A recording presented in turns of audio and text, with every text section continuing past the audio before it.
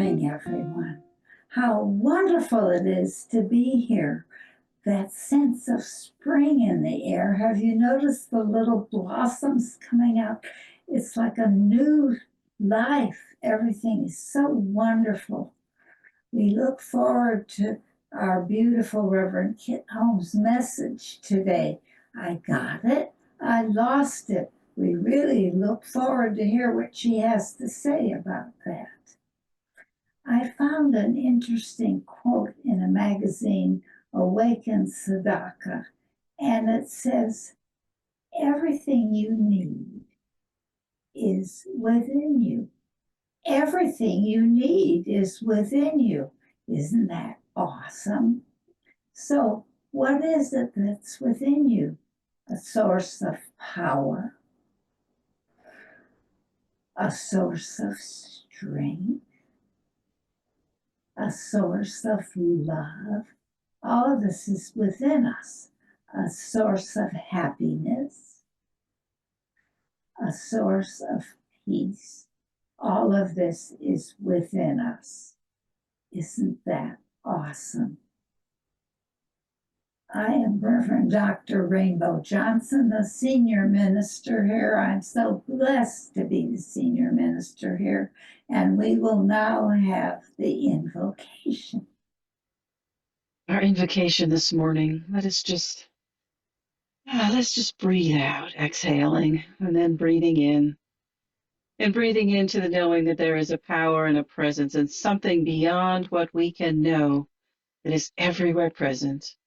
It's in every person, every place, every situation, all of the time, no matter what it looks like, no matter what the appearance. I know without a shadow of a doubt that there is divine presence right there where each and every person is. I know it's in each and every one of us. I know this without a shadow of a doubt. And so I fully expect it to blossom and bloom and reveal its perfection in each person. I stand for that perfection. I know that the Austin Center for Spiritual Living is that divine idea in the mind of God, and that everything necessary for its total and complete success is already within it. The people, the power, the prosperity, the knowledge, the wisdom, already present. And so I give thanks for this Sunday service this morning, knowing that it is divinely guided and directed, and that we can simply let go, enjoy, be present. And so with each breath, revealing that presence, with each breath, being that divine vessel for spirit, each and every one of us, divinely guided and directed. We are here by divine appointment. And so I just show up, let it be. I know that it's good and very good, and I let it be. And so it is. And now for our reading today. This comes from the Book of Awakening by Mark Nepo. He writes this: Mana is a term originally used in Polynesian and Melanesian cultures to describe an extraordinary power or force residing in a person or an object, a sort of spiritual electricity that charges anyone who touches it. Carl Jung later defined the term as the unconscious influence of one being on another. What Jung speaks to is the fact that the energy of being real has more power than outright persuasion, debate, or force of will. He suggests that being who we are always releases an extraordinary power that, without intent or design, affects the people who come in contact with such realness. By being who we are, we not only experience life in all its vitality, but quite innocently and without design, we help others be more thoroughly themselves. In being real, in staying devoted to this energy of realness, we help each other grow toward the one vital light. Today,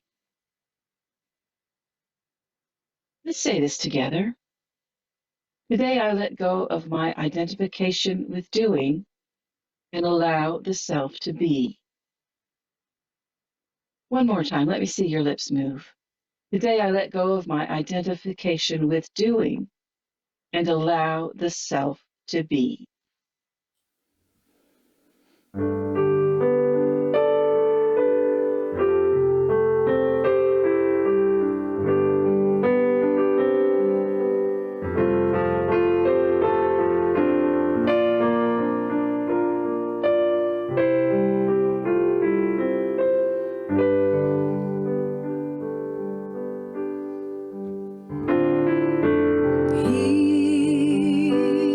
Easy,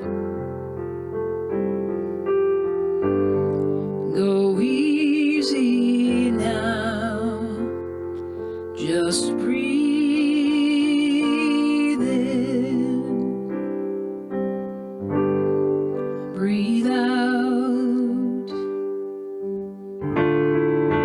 take time,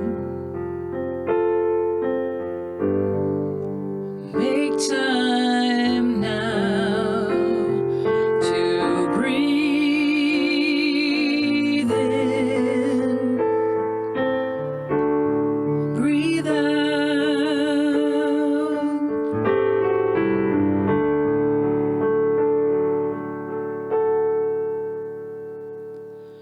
Grateful,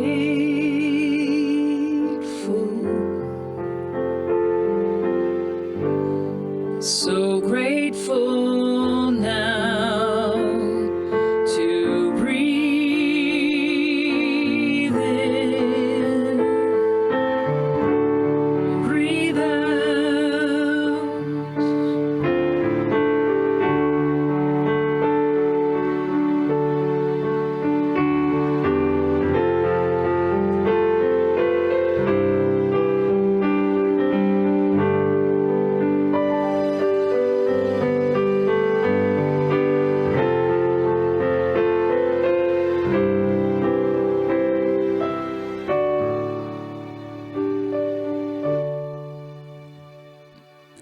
Easy,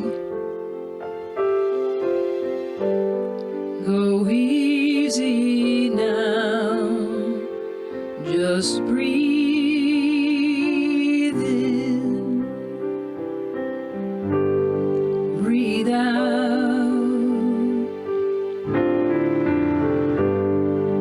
take time, make time now to breathe in, breathe out,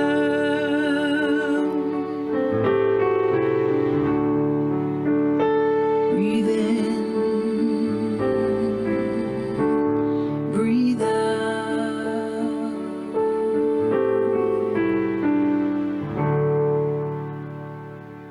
Recording in progress.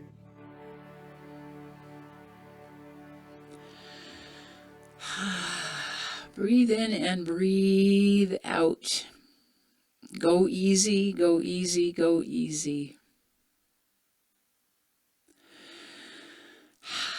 That breath of life that breathes us day in and day out when we're not even thinking about it. We don't have to think about it until we realize maybe sometimes we're short of breath or we're holding our breath because we're tense. But we think about that source of life that is in us, breathing us, keeping us alive. Most of the time we don't think about it.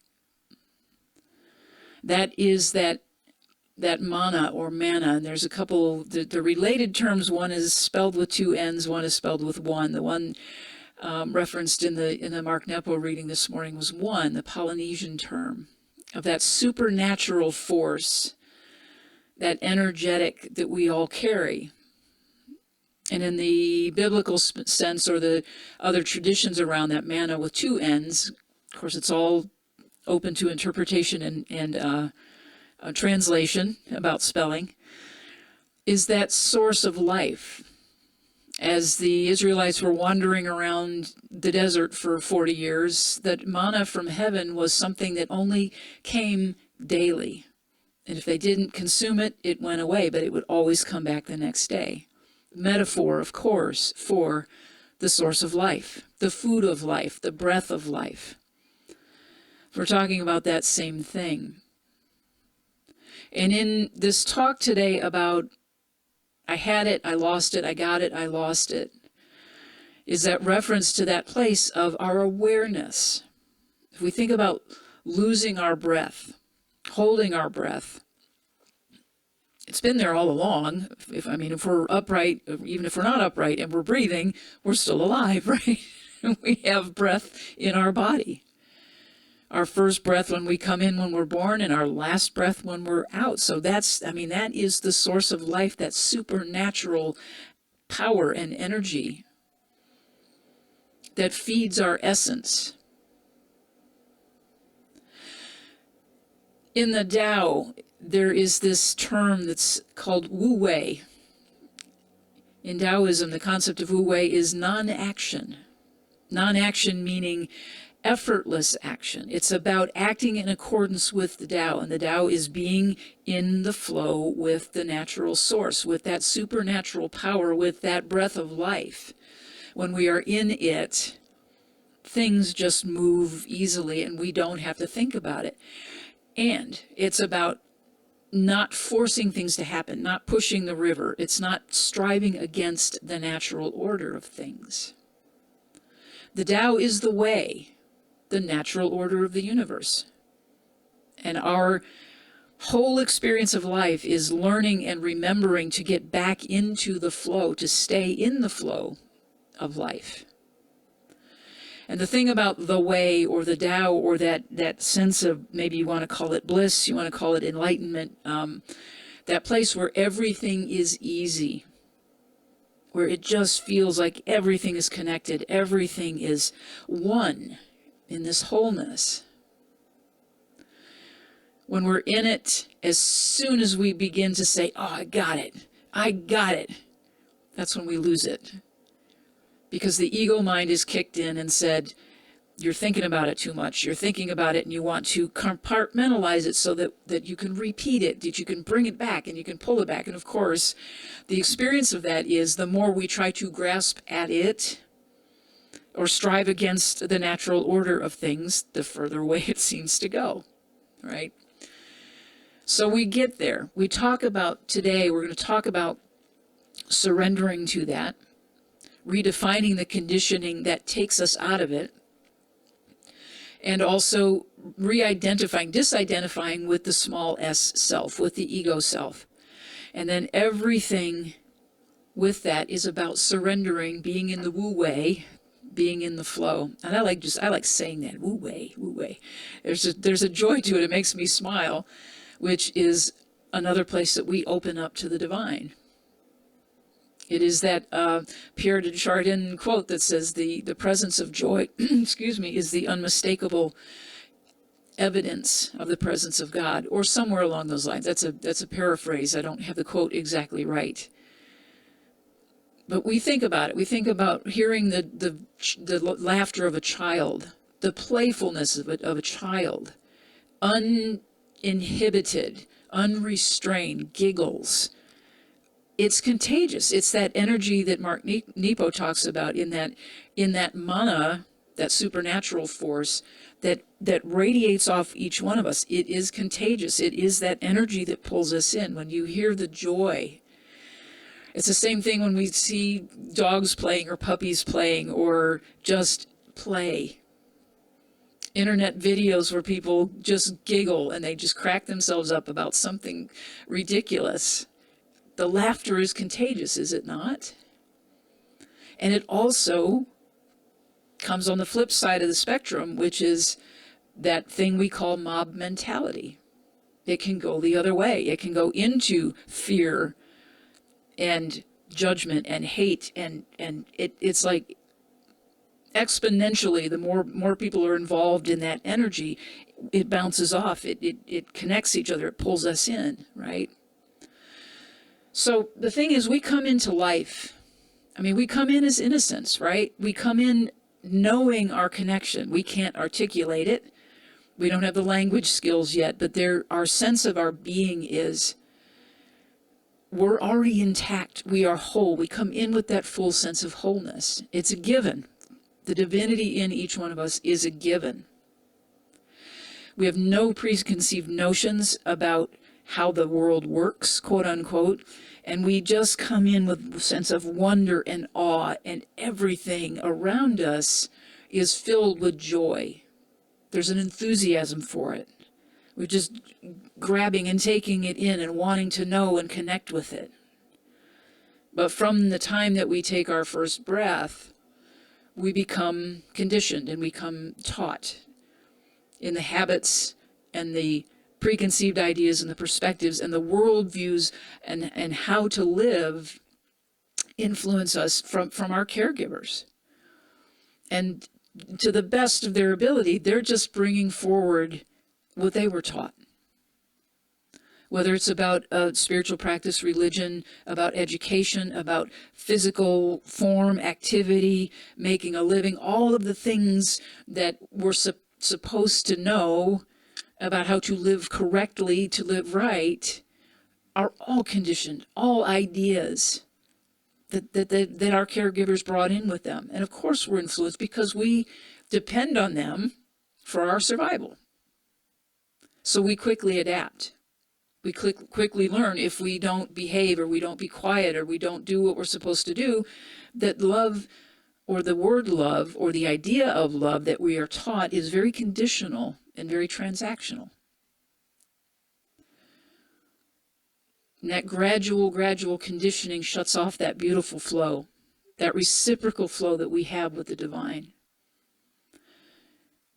Love becomes transactional. And we start building all kinds of defenses and all kinds of things around it to protect ourselves from the pain of not feeling loved or what we perceive as not being loved. There's a quote from Krishnamurti, and it says, "We carry about us the burden of what thousands of people have said and the memories of all our misfortunes. To abandon all that is to be alone. And the mind that is alone is not only innocent, but young, not in time or age, but young, innocent, alive at whatever age. And only such a mind can see that which is true and that which is not measurable by words." So when I first pulled that quote up, it said to abandon that is to be alone. My old stuff about abandonment came up right away. That said, wait, I don't want to be alone. I don't want to be. But the mind and our thinking, our individualized expressions of God that we are, our individual minds, need that space to hear the truth, to hear the ideas that are coming through specifically for us, uniquely.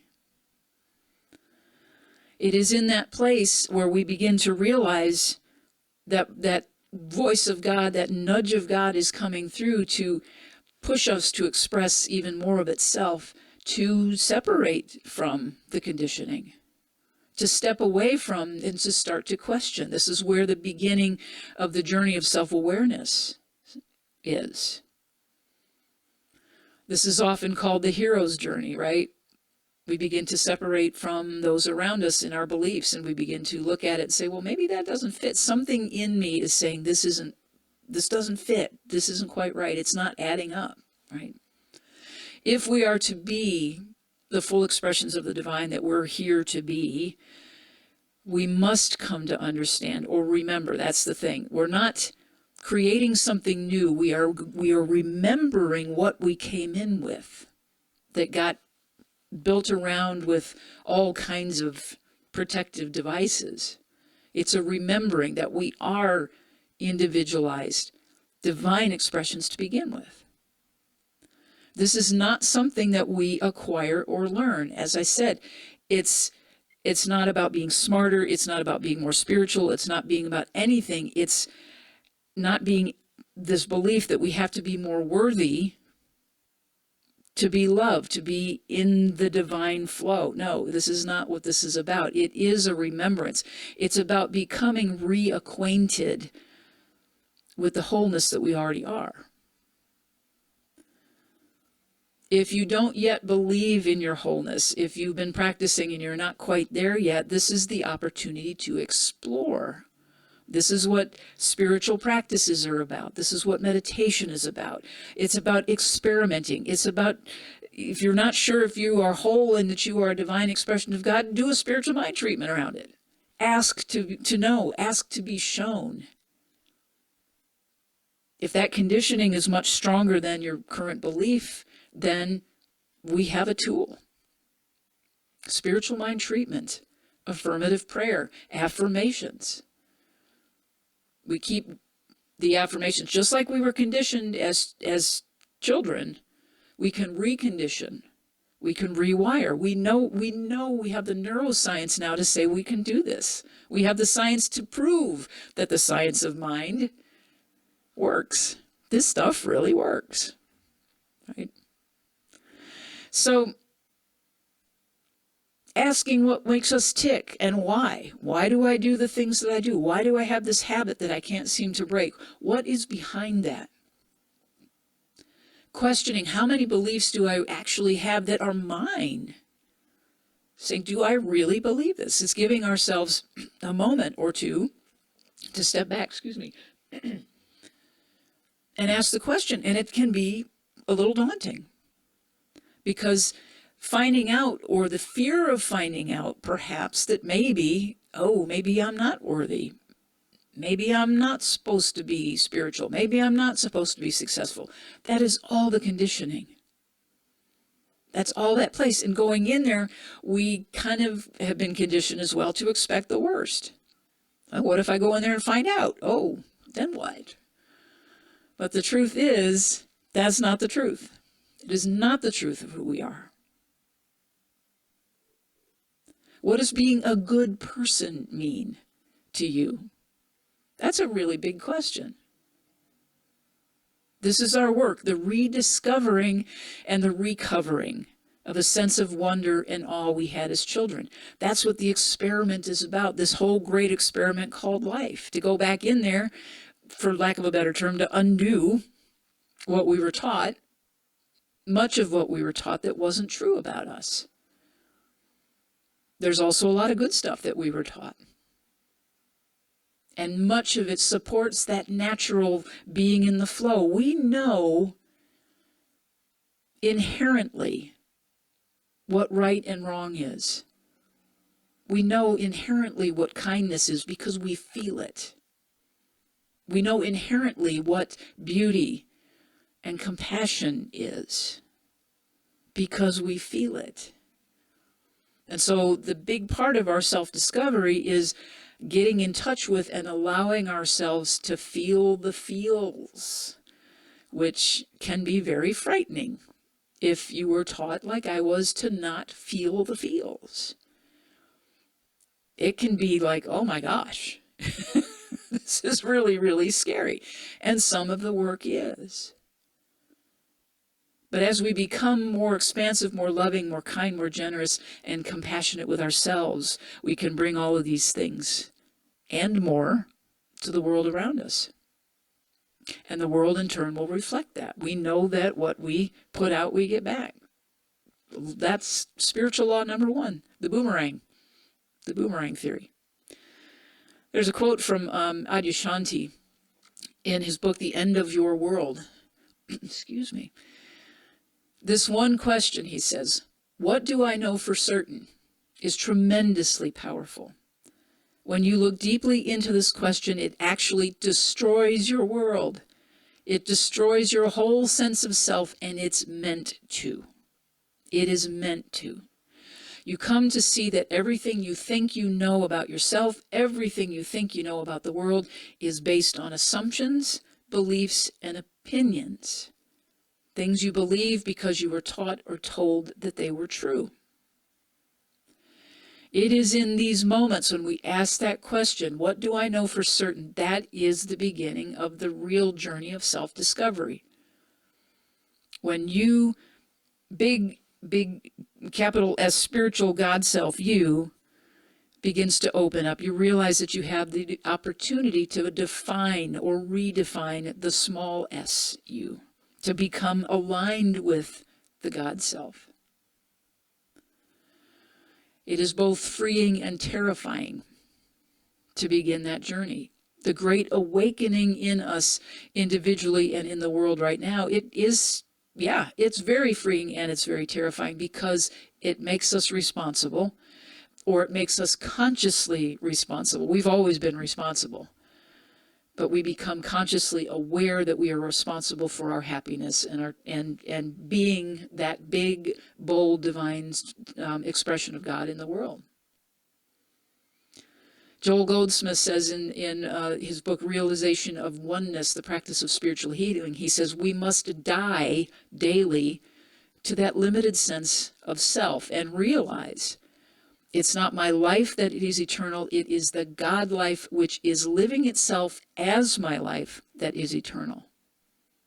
I'll read that again. It is not my life that is eternal, it is the God life which is living itself as my life that is eternal. Knowing our true identity is the hidden manna. It is the ability to rest back, knowing that God has no limitations whatsoever, and that God lives our life. That hidden manna is the substance of God from which we are never separate. It lives, it moves, it has its being in us and as us, through us. We hear that all the time. That there is only one life, that life is God's life, that life is perfect, and that life is my life now. That right there is a very powerful affirmation of self-discovery. We say that to ourselves again and again and recognize what comes up. What kind of resistance comes up around that says, no, you're not. It's not perfect. Just look at what's going on in the world. Well, actually, all of that is perfect as well. Because what's being reflected to us right now is both the work that so many have done in this movement and in the ancient wisdom, what we call New Thought, ancient wisdom, in science of mind. Because there is something there. There is that manna, that supernatural energy that attracts.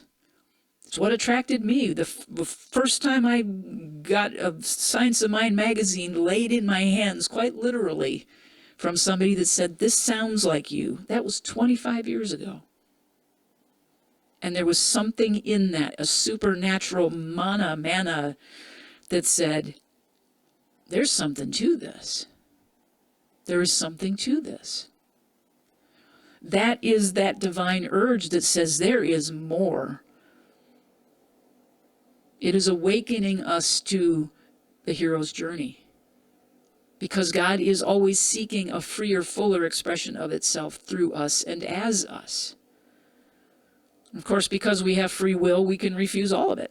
We can say, no, I'm not going to do that. That seems too hard or too scary or whatever. That's absolutely, you have that opportunity, that choice to make. But I can speak from experience that saying no just most of the time will keep us in the suffering. Because that thing that beyond our imagination, the good that awaits us, requires us to go through the sludge pile of all that conditioning. And we are very conditioned to hang on to it because it's familiar and it feels safe even though it's miserable, right? Everything you need, everything we need, that daily manna from heaven is given. It's already exists. It's already there waiting on us to recognize it and accept it. Throughout the process of this, you are asked to surrender the old self as Spirit seeks to express through you in the only way that it can, through you in its unique way.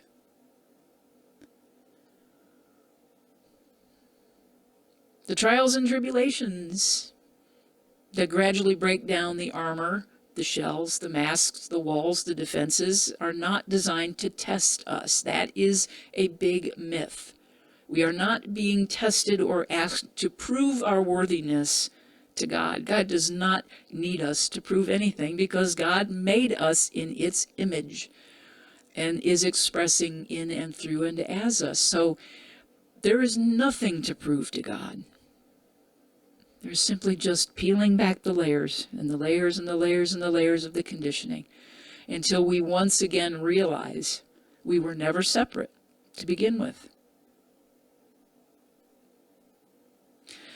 We have all these ways. We have meditation, we have spiritual mind treatment, we have visioning, and we do these things in larger scale with other people sometimes. Sometimes we do silent retreats. We go on retreats, we go on pilgrimages. We have the human rituals to move ourselves into that space where we can hear the voice, where we can set aside, where we can let go, where we can surrender the old ideas. And the thing about surrendering is that sometimes it's forced. Sometimes it's, as you hear the cosmic 2x4, when you finally just say, okay, this stuff isn't working anymore. I have to turn it over. I have to let go. My way is not working. And the thing about surrendering is that once you open the door, you can't go back. That's the other thing. You have to let go. You can try that old saying, you can never go home again. It's true. Because once you have decided for being open, being more of a God expression, letting go of the things that don't serve you anymore. Once you have decided for that, everything rushes towards you in your favor to support you. The mana, the thing that says, okay, you have everything you need. I am your cheerleader. I'm right behind you. Let's go. It's always there. And the thing about the fear with that is just unfamiliar territory. That's all it is. We don't know what we don't know yet. When I was heading back to ministerial school, all of those fears came up. And I had a colleague that said to me a few times, and then it finally landed with me, and she would just say, you just don't know what you don't know yet. You don't know what you don't know yet, and it's okay. We are here to learn. We spend our entire lives learning, or that's the idea, that we continue to learn who we are. We continue to learn and remember what our relationship with Spirit is. We continue to learn the ways that we can connect, that we can continue to peel off those layers that keep us from it, keep us from that unconditional love of Spirit. I think it's the Rumi quote. It's not that we are seeking love. It's that we need to seek all of the things that we have within us that prevent us from experiencing love. Again, that's a paraphrase. The quote's much simpler than that. I got too many words going on that with that. So the thing is, if you're a recovering perfectionist like me, one of the most powerful phrases and practices you can add to your vocabulary is, I don't know. I don't know. And this is not from a place of victimhood or needing to be rescued, but an honest, absolutely honest, not trying to cover your butt, not trying to prove yourself to your boss or anybody else, but a simple, honest, authentic, I don't know, but I'm willing to find out, is a very, very empowering thing to say. Because it's the truth. We don't know. I don't know everything. I don't need to know everything. I don't want to know everything. I want to spend my time deepening my relationship with Spirit. I don't need to solve the mystery. It's not for any of us to solve anyway. So when we are willing and we decide and we are ready to surrender and we let go and we say, okay, that's the place where Spirit rushes in, as I said. It reminds us that we are still teachable and still available to know more.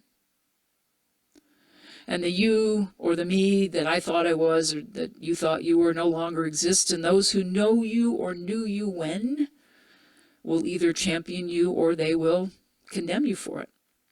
We experience that often. That's what happens because we change. We reflect to other people that they can change too. And again, it's that mana of that supernatural energy. They will either say, wow, I'll have what she's having. Or they'll say, no, that's way too scary. I'd have to quit my job, or I'd have to disengage from some of my family members, or I'd have to end a relationship, or all again, all of those things that are familiar and safe, or feel safe and feel comfortable, even though we know that we're stuck. So it's an ongoing, isn't it? It's a practice. Absolutely. So, take a walkabout, take a sojourn, take a pilgrimage, take a Sundance, take a meditation. Take time to breathe. That's the simplest kind of meditation and calming thing we can do to connect ourselves with the presence. Breathe in, breathe out. Give yourself permission to stay in the flow. If it gets a little bumpy, breathe. Know that everything that we need, everything you need is given, waiting on us to accept it, to move us to our next highest expression of itself. So trust, surrender, explore, be still, listen, act, trust, love. And know that every step along the way, you will be sourced and resourced with this manna. Whatever the ever-present supernatural power or the spiritual substance or whatever you want to call it, it's there. It's there for all of the steps of your journey. As Mark Nepo said in our reading today, by being who we are, we not only experience life in all its vitality, but quite innocently and without design, we help others be more thoroughly themselves.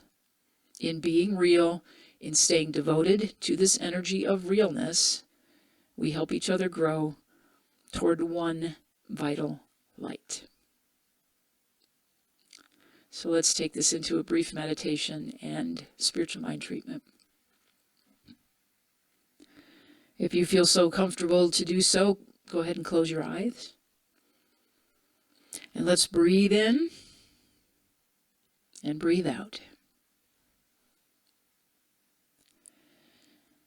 Recognizing the presence of God with each breath. Aligning with the truth on an in-breath that God is. And on the out-breath saying, I am. That's a simple meditation to connect, not only to the breath, but to source. On the in-breath, God is. And on the out-breath, I am. I declare and I command and demand this truth be known forever, consciously, within me. From there, everything else falls into place. Everything is easy. The known and the yet to be known and the yet to be lived in experience, all of it opens up. The flow opens up. I know and I claim and I hold this idea that we are one and become aware that we are one with the one vital light. Everything is of God. Everything, even the things, especially the things that challenge what we think we know. I know that it is all good. I know that it is all God, period. One life, one source, one intelligence, one love, period. And we have access to it. And so I give thanks knowing this. I know that I can be still and know I am God. So I invite you to be still And I love this version of this little meditation. Be still and know that I am God. Be still and know I am. Be still and know. Be still. Be. I gratefully and joyfully release these words into that law that only knows yes, and I give thanks for the awareness that this is already so, and I let it be so. And together we can say, and so it is.